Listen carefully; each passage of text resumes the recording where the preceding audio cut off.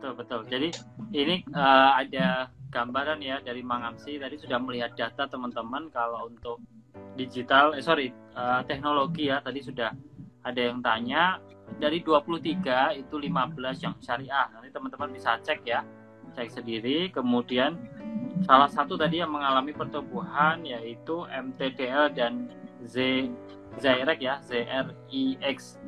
Nah itu memang benar-benar memang industrinya memang naik ya, memang secara performa penjualannya mungkin juga lumayan.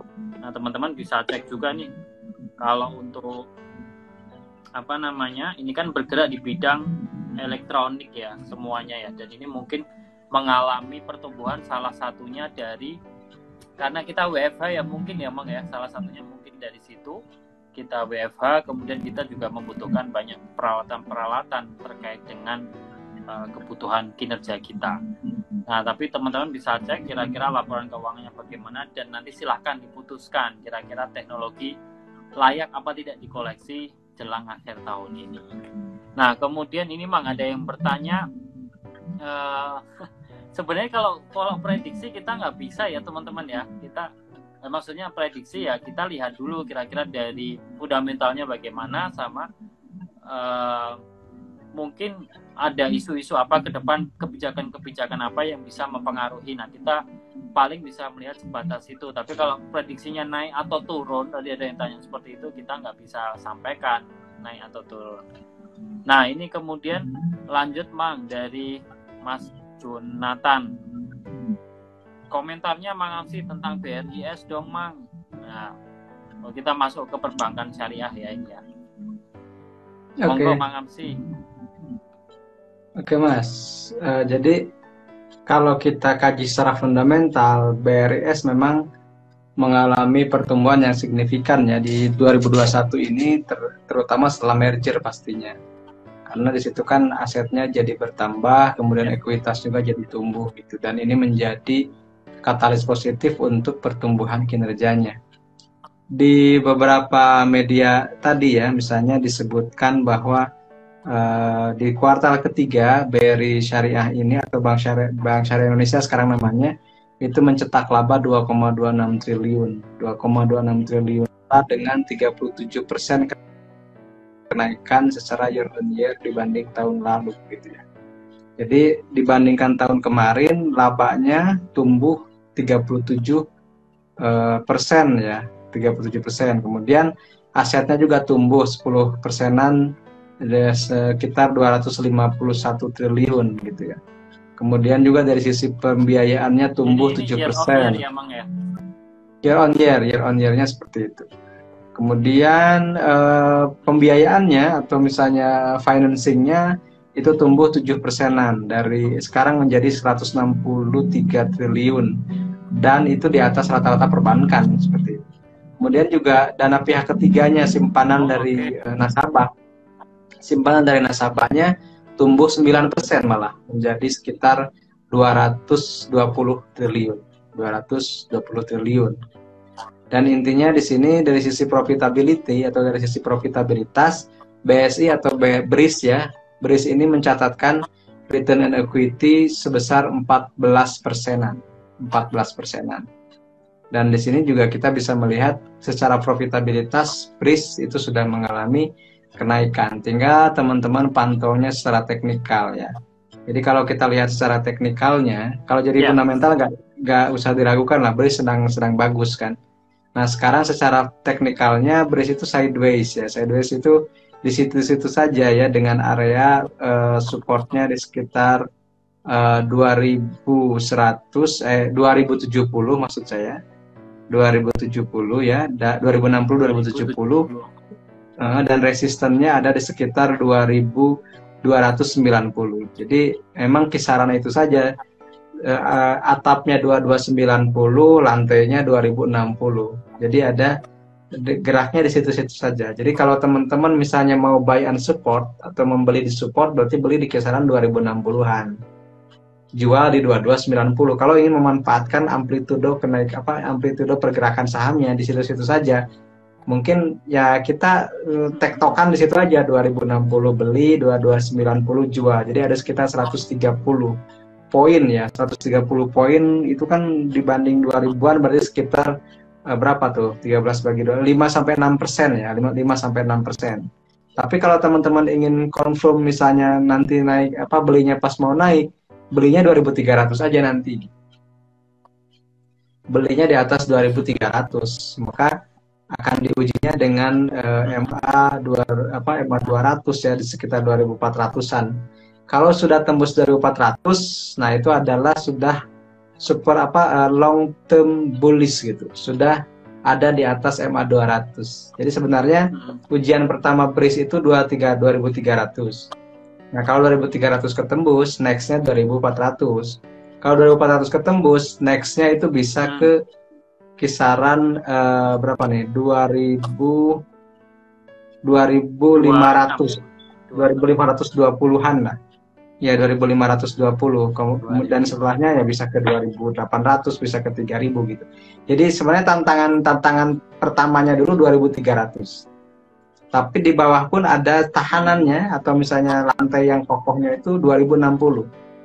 Kalau 2060 mantul lagi ya kemungkinan naik. Kayak hari ini BRIS membentuk formasi itu low-nya naik gitu ya. Low-nya naik. Jadi kemarin low-nya di 2060, sekarang 2080. Cuma harga tertingginya turun gitu. Jadi di sini sedang galau sebenarnya kalau secara teknikal.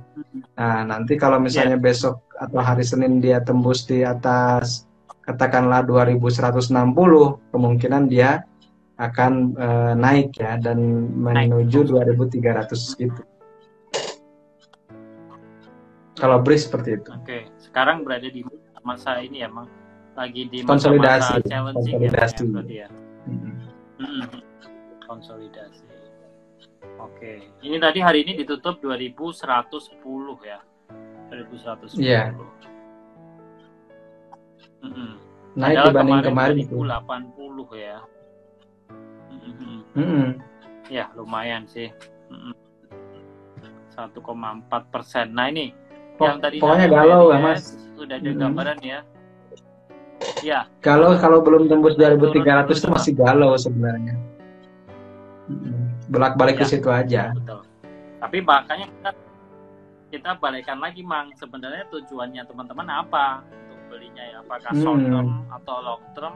Tadi kalau long term, Mang Amsi sudah cerita. Ini step-stepnya akan seperti apa sampai challenge-nya sampai ke 2520 tadi. Tapi mungkin ya kita nggak tahu itu akan terjadi dalam berapa lama, dan kita akan berbicara tentang teknikal tadi. Nah, kalau misalkan teman-teman punya plannya jangka panjang ya menurutku nggak masalah sih kalau mau ambil ya BRIS. Mulai dari sekarang nih, sekarang harganya sih menurutku juga cukup kompetitif ya, Mak ya, dibandingkan kompetitor lainnya, dalam artian bank syariah yang ada saat ini kan memang pilihannya tidak banyak, teman-teman. Makanya kita tadi bahas yang BRIS. Nah, kalau dengan bank-bank ini, Mang, kalau bank digital yang syariah, Mang Amsi pernah kupas atau belum nih, Mang? Yang kemarin baru masuk ya, ada 2 nih. Nah, ini kira-kira performanya bagaimana, dan prospek bank digital ini ke depannya seperti apa sih, Mang, sebenarnya, Mang? Oke, terima kasih Mas Dodi. Jadi kalau bank syariah yang digital itu kan cuman Bank Aladin ya. Setahu saya Bank Aladin syariah gitu. Kemudian juga yang kompetitor lainnya BTPS dan PNBS kan kalau di bank syariah. Kita sudah pernah membuat sebuah kajian tentang saham-saham perbankan syariah ini. Dan diakui atau tidak, sebenarnya yang paling profitable itu adalah BTPS sebenarnya. Kemudian setelah BTPS baru BRIS ya. Setelah BRIS baru PNBS gitu, dan terakhir bank. Nah, tapi karena ada isu digital, maka BANK ini yang tanda kutip digoreng gitu. BANK ini yang digoreng oleh pasar, isunya seperti itu. Tapi secara fundamentalnya itu masih belum jelas gitu, masih belum memberikan sesuatu yang menarik buat investor kalau BANK. Jadi BANK itu ada yang menyebut ya dia naik karena dia naik karena isu digitalisasi, bukan karena fundamentalnya gitu. Nah, kalau secara fundamental BTPS dan BRIS itu mungkin pilihannya ya. Kalau teman-teman mau cek misalnya BTPS, ya tinggal dicek saja secara apa namanya tadi BTPS bukan ini ya, BTPS Bank BTPN Syariah itu harganya sekarang berapa tuh? Oh ya, ada di kisaran 3.800 ya. 3.810 ya. Seperti itu. Nah, kalau lihat kita secara chart ya, kalau secara fundamental dia bagus gitu. Secara fundamental dia bagus, tapi secara chart sekarang itu sedang mengalami konsolidasi ya, setelah rally dari bulan Agustus itu dari 2.100 sampai ke 4.000-an nih. 4.100. Nah, sekarang koreksi dengan supportnya ada di kisaran 3.600. 3.600 itu supportnya, resistennya 4.100. Jadi sekarang ada di tengah-tengah lah, ada sedang mengalami mau naik atau mau turun gitu. Mungkin kalau lihat candlenya sih mau naik ya, kemungkinan naik akan mengetes lagi 4.100 gitu. BTPS ya, Mang ya. Betul. Ya, teman-teman, kalau BTPS ini Bank BTPN Syariah ya, ini juga sudah cukup lama sebenarnya di saham syariah. Nah, yang tadi baru itu namanya BANK, itu dulu sebelumnya namanya itu Bank Net ya, Mang ya, Bank Net. Kemudian Net Syariah ya, kemudian berganti nama menjadi Aladin. Nah, mungkin teman-teman juga belum banyak ya yang tahu Aladin ini, tapi sekarang sudah mulai ada beberapa di minimarket itu ya, logo-logonya. Nah, itu salah satu yang masuk ke indeks syariah. Nah, tapi tadi seperti yang disampaikan oleh Mang Amsi, kita belum tahu ya kinerja keuangannya, karena dia juga masih baru, dan juga kita akan lihat dulu nih akan bisa reliable seperti apa di bursa ya, karena belum 1 tahun ya, Mang ya, untuk listingnya ya, untuk PAN. Februari 2021 kan masalah. Ya, Februari, oke. Februari, sip. Nah, ini Mang, lanjut lagi terkait dengan sektor, Mang. Tadi juga kita sudah banyak bahas ya teman-teman ya sebenarnya ya. Yang pertama tadi teknologi, kemudian sektor kesehatan, farmasi, kemudian bank ya, termasuk bank digital. Nah, sekarang konstruksi juga tadi sudah kita bahas. Nah, teman-teman buat yang ketinggalan nanti bisa cek di IG TV ya, IG video Finansialku ya. Nanti bisa lihat siaran ulangnya dari depan sampai belakang, insya Allah lengkap. Nah, ini kita masuk lagi, Mang, ke pertanyaan berikutnya dari Mas Faiski. Mang Amsi, apa yang menjadi faktor berkembangnya sektor industri ini di Indonesia? Jadi kita pas banget ya bahas sektor dan bagaimana perkembangannya sejauh ini. Maksudnya adalah sektor-sektor yang ada ini, apa saja sih faktor-faktor yang mempengaruhi berkembangnya, Mang, selain memang kebijakan pemerintah atau memang eksternal dan lain sebagainya? Mungkin dari Mang Amsi ada pandangan. Oke. Kalau kita bicara tentang faktor yang mempengaruhi terhadap pertumbuhan sektor industri ya, atau secara umum ya ekonomi di negara kita, tentunya tidak terlepas dari pulihnya kondisi kesehatan di negara kita ya. Dan kita tahu dan patut diapresiasi gitu, Indonesia menjadi negara terbaik dalam penanganan COVID se-Asia Tenggara lah minimal gitu. Jadi ketika di negara lain tetangga sekarang di Singapura, Malaysia, Thailand, Filipina itu sedang gencar-gencarnya melawan COVID gitu, karena angka hariannya di atas 5.000 orang, di kita alhamdulillah sudah di bawah 1.000 orang gitu. Dan secara tidak langsung ketika misalnya kondisi kesehatan sudah mulai pulih, maka akan berimbas kepada mobilitas masyarakat untuk kembali melakukan aktivitas keekonominya, aktivitas bisnisnya, aktivitas kesehariannya juga.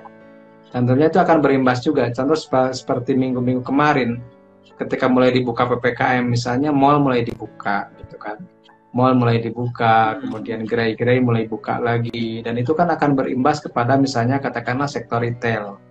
Sektor retail di akhir tahun kemungkinan Ya, akan ada pertumbuhan gitu. Dan kita bisa tahu misalnya sektor retail apa yang terimbas oleh kebijakan atau dengan kondisi ekonomi yang mulai pulih ini. Kemudian juga misalnya dari sektor apa manufaktur ya, manufaktur itu industri yang melibatkan banyak orang gitu. Itu juga sekarang sudah mulai mulai pulih lagi dan itu juga akan berimbas. Jadi kalau ya saya melihat sih faktor utama pemulihan ekonomi di beberapa bulan terakhir lebih terkait dengan update perkembangan penanganan dari pandemi ini ya. Jadi alhamdulillah juga sudah mulai pulih, kemudian oke. juga kegiatan juga sudah mulai bergerak dengan normal gitu kan. Ya, ya, betul, Mang. Jadi memang ini sebenarnya sebagai muara ya, Mang. Muara bahwasanya kalau kita memang penanganan pandeminya bagus dan teman-teman ini bisa saling ya menjaga di luar sana, ternyata banyak ya sektor-sektor yang akan terimbas ya, Mang ya. Salah satunya tadi ya mungkin retail, kemudian kesehatan, kemudian transportasi ya, terutama logistik dan lain sebagainya. Ini terutama akan mengalami perubahan ke arah yang lebih baik. Nah, ini tadi ada yang kelupaan, Mang, ada yang ketinggalan waktu membahas saham teknologi. Ini kalau saham televisi masuk ke teknologi bukan sih, Mang, sektornya saham televisi? Oh, gimana Mas? Diulang lagi, mohon maaf. Ya, ini Oh itu pertanyaan ya. dari Mas Muhammad Chandra Negara. Kalau saham televisi ini apakah termasuk saham teknologi? Tadi sempat terlewat ya, kita bahas teknologi.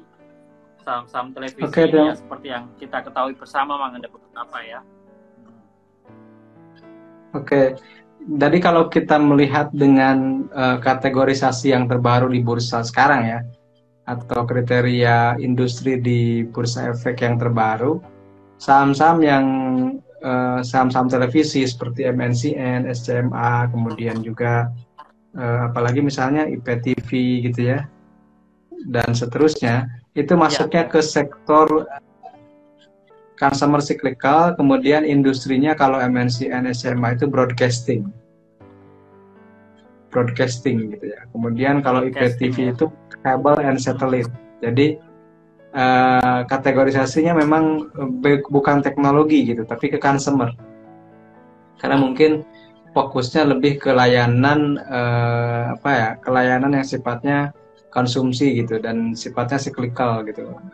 Broadcasting, kabel dan satelit. Kemudian misalnya kalau kita sebut lagi, misalnya sama apa ya, Mari ya, radio gitu ya. Itu juga broadcasting juga. Ya, Jadi ya, betul. masuknya ke sektor consumer cyclicals, industrinya broadcasting. Seperti itu, Mas. Siap, siap. Terima kasih, Mang Amsi. Sekaligus ini menjawab ya. Tadi sudah bertanya beberapa kali nih Mas Muhammad. Nah, semoga bisa terjawab. Bukan masuk ke saham teknologi. Nah, kemudian kita lanjut nih ke pertanyaan berikutnya. Karena banyak ya yang mulai bertanya. Nanti kita mungkin tidak bisa menjawab semuanya. Teman-teman bisa follow ya IG-nya Mang Amsi, kemudian Syariah Saham, beserta YouTube-nya. Tak lupa juga di Finansialku, teman-teman juga boleh subscribe YouTube kita biar semakin paham kira-kira saham syariah ini peruntukannya seperti apa untuk investasinya. Nah, ini pertanyaan berikutnya, Mang, dari Mas Ahmad Musawir. Nah, ini terkait dengan investasi di saham syariah luar negeri nih, Mang. Kira-kira prospeknya bagaimana? Apakah bagus di Indonesia atau mungkin nggak tahu nih? Saya juga belum pernah coba, Mang, kalau di luar negeri. Silahkan, Mang Amsi. Oke, mungkin saya jawabnya sederhana ya. Kalau investasi di luar negeri itu Ya, pastinya kita akan mengikuti regulasi yang ada di negara tersebut ya. Nah, sementara untuk pasar modal syariah sendiri yang diakui oleh dunia sebagai bursa terbaik itu ya Indonesia kan. Secara kita mendapatkan penghargaan 3 tahun berturut-turut sebagai Best Islamic Capital Market in the world ya, di dunia itu 2019, 2020, 2021. Artinya, kenapa sih kalau saya boleh sharing ya, kenapa sih dunia itu memilih Indonesia sebagai sebagai bursa terbaik di dunia? Karena mereka melihat pertama dari sisi dukungan regulasi. Di kita sudah ada fatwa DSN MUI yang langsung diimplementasikan menjadi sumber hukum dalam transaksi. Di kita itu resmi legal dari pemerintah, ada fatwanya MUI. Kalau di negara lain itu biasanya ada organisasi fatwa yang sifatnya swasta atau sukarelawan. Kalau di kita kan DSN MUI itu resmi ada dari pemerintah. Yang kedua dari sisi inovasinya. Di Indonesia itu sudah terkenal dengan adanya sistem online trading syariah sejak 10 tahun lalu. Sementara di negara lain itu belum ada sistem online yang otomatis syariah dari sisi pilihan saham maupun dari sisi transaksinya. Yang terakhir adalah dari ruang pertumbuhannya. Di negara lain mungkin itu sudah maju dan cenderung mature, cenderung sudah matang industrinya. Sementara di Indonesia itu kita tahu sendiri bahwa jumlah investor saham syariah saja baru 100.000 se-Indonesia. Artinya ruang gerak pertumbuhannya masih sangat terbuka lebar dan itu yang tidak bisa disaingi oleh negara lain karena kita punya bonus demografi muslim terbesar di dunia yang akan menjadi pelaku pasar yang diharapkan bisa menumbuhkan pasar modal syariah kita. Ya, betul. Ya, betul. Terima kasih Mang Amsi. Itu tadi ya penjelasannya terkait dengan kenapa sih kita bisa berturut-turut ya. Jadi tidak kebetulan teman-teman. 3 tahun berturut-turut kita mendapatkan penghargaan terbaik ya untuk bursa saham syariah kita. Kalau saya sih sebenarnya paling gampang melihatnya sederhananya yang tadi disampaikan Mang Amsi ya, karena kita baru di tahap perkembangan, bertumbuh.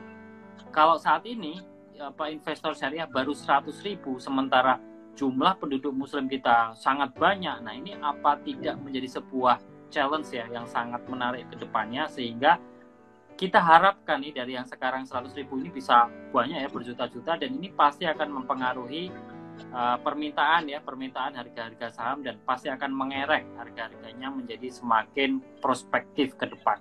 Jadi silakan teman-teman kalau mempunyai tujuan-tujuan finansial jangka panjang, tidak ada salahnya mulai dari sekarang silakan mengkoleksi nabung saham syariah. Nah, kemudian ini yang terakhir Mang Amsi, mungkin ini cenderung lebih ke umum nih Mang. Jadi kita tadi sudah membahas saham syariah. Nah, sekarang ini mungkin ya pertanyaan yang sangat mewakili ya beberapa teman-teman lainnya.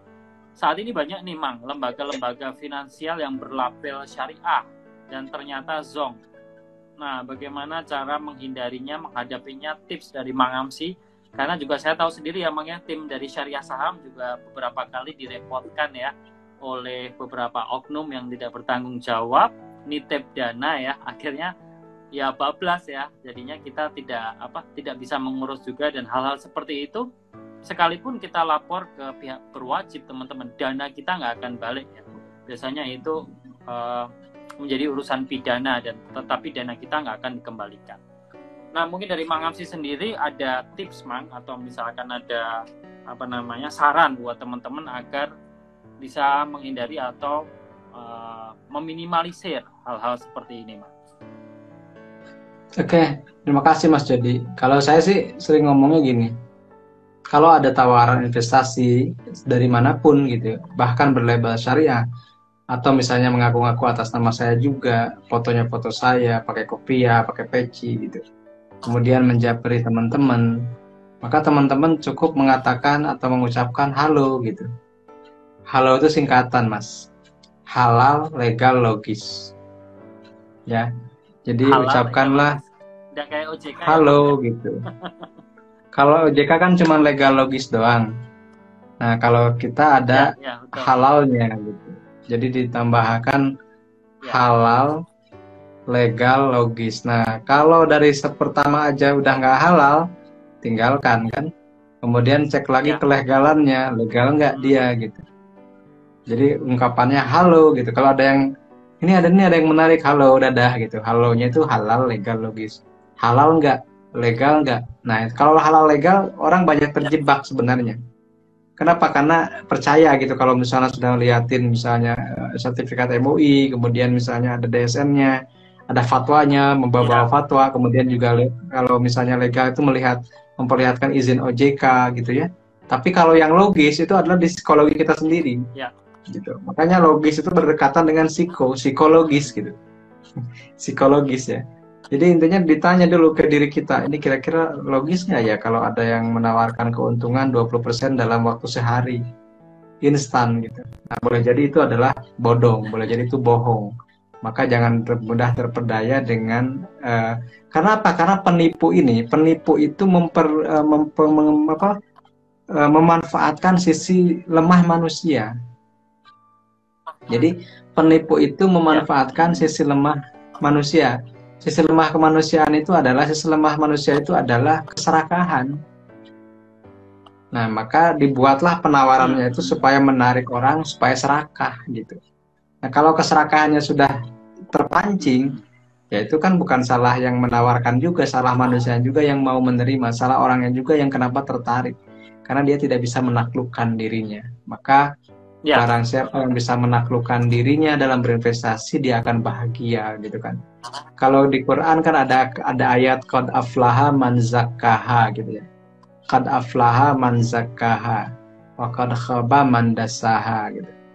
Pasti bahagia orang yang bisa membersihkan jiwanya dari godaan-godaan yang gak jelas gitu, dan pasti menyesal orang-orang yang mengikuti godaan tersebut. Gitu, Mas. ya. Betul, betul sekali, Mang Amsi. Saya sangat setuju dengan beberapa hal yang tadi disampaikan. Jadi memang poin utamanya adalah mengincar kelemahan kita, teman-teman. Salah satunya ya mungkin keserakahan tadi, kemudian hawa nafsu ya terutama, dan juga sebenarnya instan ya, Mang ya. Bagaimana di masa-masa seperti ini kita kadang-kadang sempat putus asa dengan adanya penurunan omset atau pandemi dan lain sebagainya, kemudian ditawarkan shortcut, cara singkat untuk memperoleh kekayaan. Nah, inilah yang harus kita hindari sama-sama, teman-teman. Caranya adalah ya dengan seperti ini, teman-teman banyak mengikuti edukasi, kemudian literasi terkait dengan keuangan syariah, sehingga kalau kita ditawarin, kita bisa menilai kira-kira ini halal, logis, atau legal apa enggak sih. Apalagi kalau misalkan kita aja nyari 10% per tahun aja milih-milih ya, Mang. Apalagi ini tawarannya 20% per bulan atau malah per hari ya. Jadi benar-benar harap hati-hati, dan semoga teman-teman sama-sama dijauhkan ya dari hal-hal seperti ini, dan kalaupun ditawarin tinggal diucapkan halo gitu aja. Nah, oke, terima kasih Mang Amsi. Terima kasih sudah bergabung di segmen Finansialku Syariah. Semoga kita bisa berjumpa kembali di segmen-segmen yang lain, Mang Amsi, terutama program-program edukasi keuangan syariah. Silakan Mang Amsi, ada closing statement terakhirnya, monggo. Oke, saya selalu mengatakan ini di berbagai event, Mas Jody. Jadi masa depan pasar modal Indonesia itu adalah pasar modal syariah.